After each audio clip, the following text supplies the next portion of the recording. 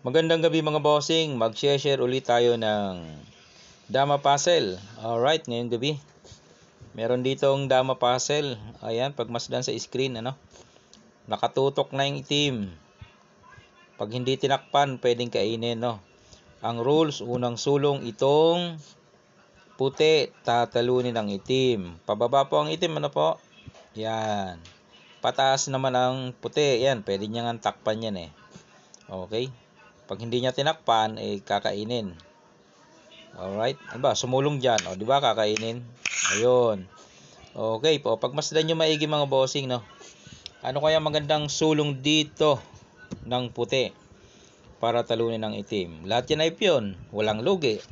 O, wala silang mga dama parehas. Parehas mga piyon lang talaga. Okay. Baka may nakikita ka na. Pwede mo nang isolve. Baka nakikita mo na ang solution, mga bossing. Kape tayo mga boss. Sige, titigan nyo mo. Baka makita nyo na idea. At maya maya ibibigay ko na. 10 seconds mga bossing, pag-isipan. 10, 9, 8. Yan, sige.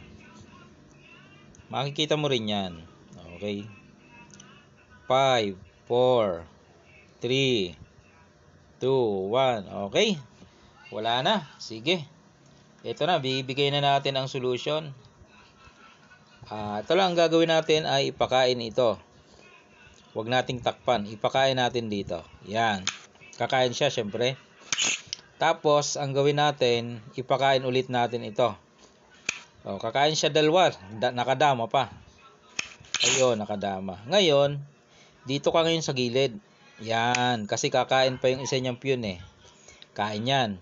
Yan. Dito, ito na. Tatargetin na natin to. Pakain ka dito. Kakain yung piyon niya. Kakain ka ng 5. Yan Kitang-kita 5. 1, 2, 3, 4, 5. Yun. Pagkatapos ngayon, itim naman ang kakain. Kasi kumain ka ng 5. Di itim naman ang kakain. Ito. Yan. Ngayon, puti naman ang kakain. Huwag kang umatras. Talo tayo dyan. Abante.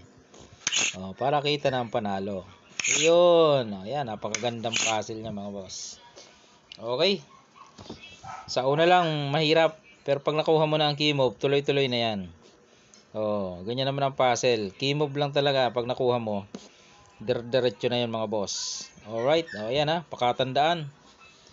Pwede mo na ipasolve sa mga tropa nating damador dyan. Shoutout sa inyo mga bossing. Salamat sa inyong panonood.